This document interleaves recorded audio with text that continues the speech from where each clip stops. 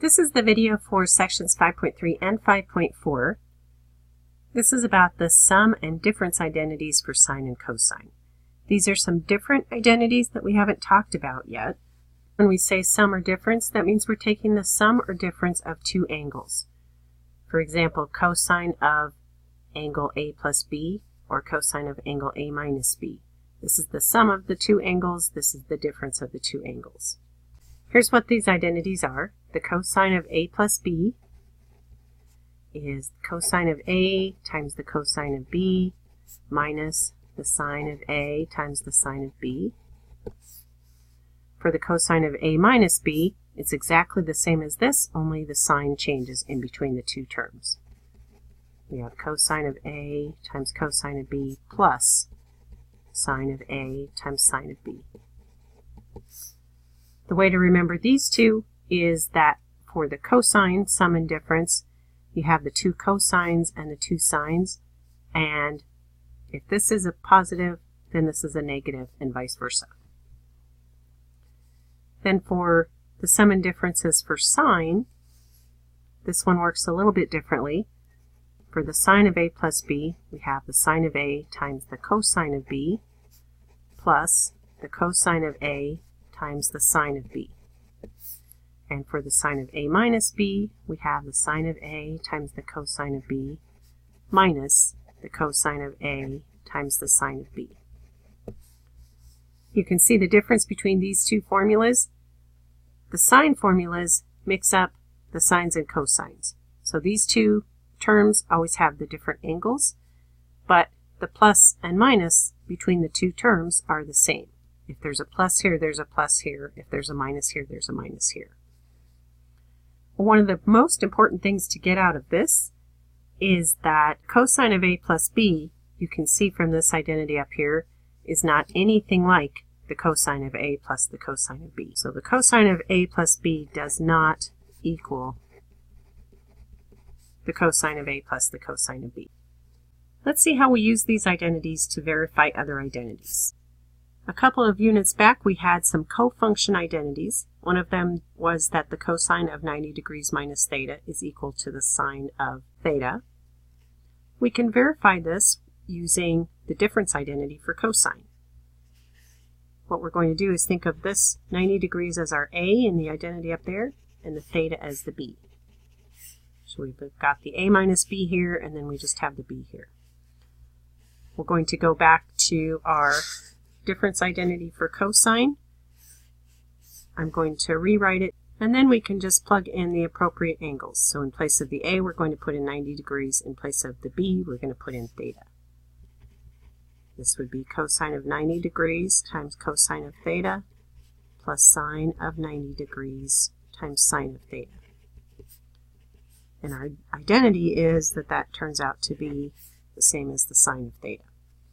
What we can do at this point is substitute in some values that we know. We know the value for cosine of 90 degrees and for sine of 90 degrees. The cosine of 90 degrees is 0.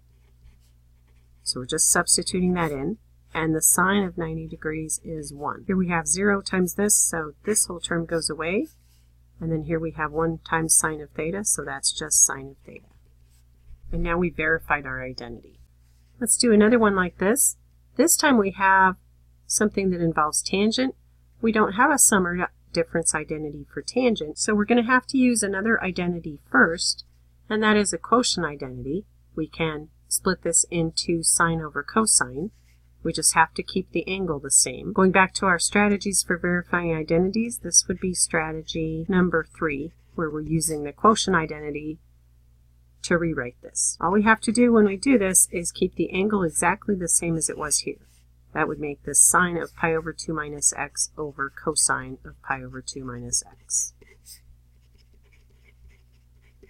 Now on both the top and the bottom, we can use our difference identities. So on the top, we're going to use the difference identity for sine. And again, we're treating our first angle as the A and the second one as the B. So pi over 2 will be the A and x will be the B in both of these. For the sine of pi over 2 minus x, using that identity, we would have the sine of pi over 2 times cosine of x minus the cosine of pi over 2 times sine of x. And for the cosine of pi over 2 minus x, we would have the cosine of pi over 2 times the cosine of x plus the sine of pi over 2 times the sine of x. Now we're going to take our values that we know and use them to replace some of these terms.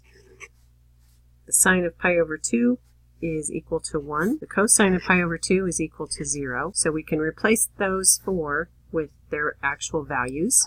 And that means here we have 1 times the cosine of x, that's just cosine of x. Here we have 0 times the sine of x, so that's just 0. On the bottom we have 0 times the cosine of x, so that's just 0. And here we have 1 times the sine of x, so that's just sine of x. And we have one final step. We can use our quotient identity to rewrite this as the cotangent of x. Another way we can use our sum and difference identities is to find function values for specific angles. And these have to be either a multiple or a sum or difference of some of our special angles that we already know the function values for. So here when we talk about function values of special angles, we're talking about in degrees, 30 degrees, 45 degrees, 60 degrees, possibly 90 degrees. Or in radians, we'd be talking about pi over 6, pi over 4, pi over 3, pi over 2. Any of the angles from any of those families. The idea is to look at the angle that we have and rewrite it as a sum or difference of one of these special angles. If we think about 15 degrees, we could get that either by subtracting 45 degrees and 30 degrees or by subtracting 60 degrees and 45 degrees. It doesn't really matter which one we do. I'm going to use 45 degrees minus 30 degrees. That means that the cosine of 15 degrees is equal to the cosine of 45 degrees minus 30 degrees. Then I'm going to use my difference identity for cosine to rewrite this. That would be the cosine of 45 degrees times the cosine of 30 degrees plus the sine of 45 degrees times the sine of 30 degrees. The reason we're using our special angles is that we know exact values for all of these. The cosine of 45 degrees is the square root of 2 over 2. The cosine of 30 degrees is the square root of 3 over 2. The sine of 45 degrees is the square root of 2 over 2, and the sine of 30 degrees is 1/2. So all we did here was just substitute in the values that we already know. Now all we're going to do is simplify this. We're just going to multiply these fractions together and multiply the radicals. Since both the 2 and the 3 are under the radical, when I multiply those I get the square root of 6. And down here I have 2 times 2 is 4.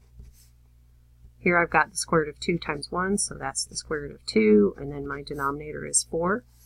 So I could write this all over one denominator. That would make it the square root of 6 plus the square root of 2 all over 4. I'm going to do the same thing with this one.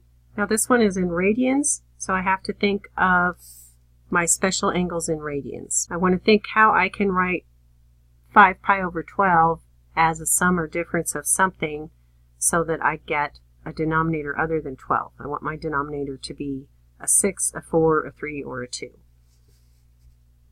So one way I could write 5 pi over 12 would be as 2 pi over 12 plus 3 pi over 12. 2 pi over 12 is the same as pi over 6. 3 pi over 12 is the same as pi over 4.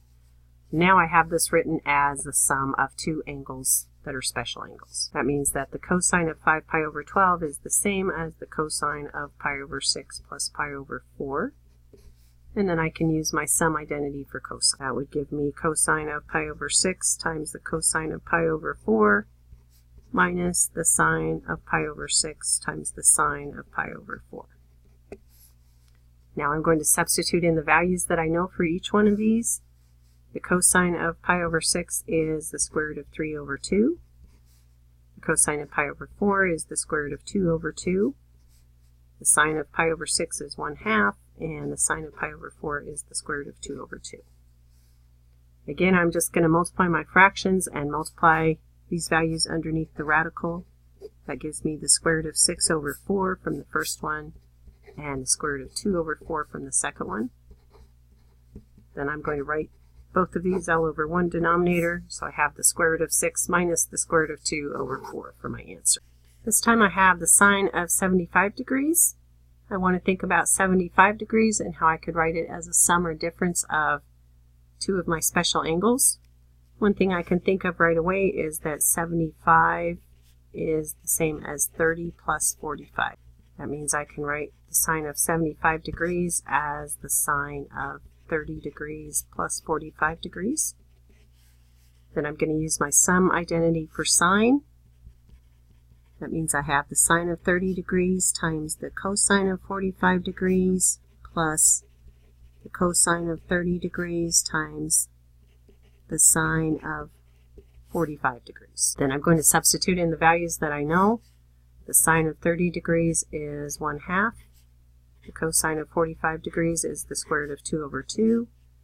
The cosine of 30 degrees is the square root of 3 over 2. And the sine of 45 degrees is the square root of 2 over 2.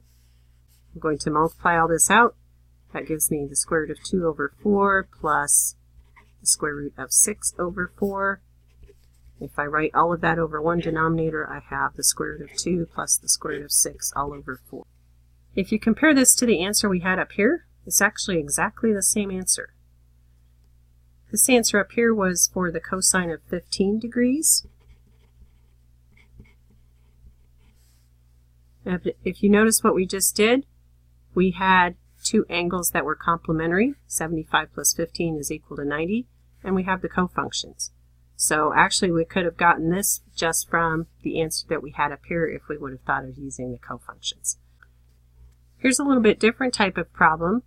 This time we have all these terms written out, and this looks like the right side of one of our difference identities. So we need to figure out which one of those identities it would be. So let's think about this with the angles. Let's make 160 degrees the A and 40 degrees the B. That means that this is sine of A cosine of B minus cosine of A sine of B. If we go back and look at our sum and difference identities, this would be the difference identity for sine. That would make this the same as sine of A minus B. Now, if we go back and substitute our 160 degrees for the A and the 40 degrees for the B, that gives us 160 degrees minus 40 degrees here. We can go ahead and subtract those two and get the sine of 120 degrees. And this is an angle that we know the value for. The reference angle for this would be 60 degrees. The sine of 60 degrees is the square root of 3 over 2. This is in the second quadrant, so it is still positive. So this value is the square root of 3 over 2. Here's another similar problem. Let's do the same thing here. So let's call the 4 pi over 15 our A and the 11 pi over 15 our B. That means that we have cosine of A times the cosine of B minus the sine of A times the sine of B. If we look at our sum and difference identities, this would be the sum identity for cosine. Cosine is the one where the plus and minus switch. So this would be the same as the cosine of A plus B. If we go back and substitute our A and our B, that would be the cosine of 4 pi over 15 plus 11 pi over 15. We can just simplify that. We add the 4 and the 11, that would be 15 pi over 15, which is the same as pi. The cosine of pi is equal to -1.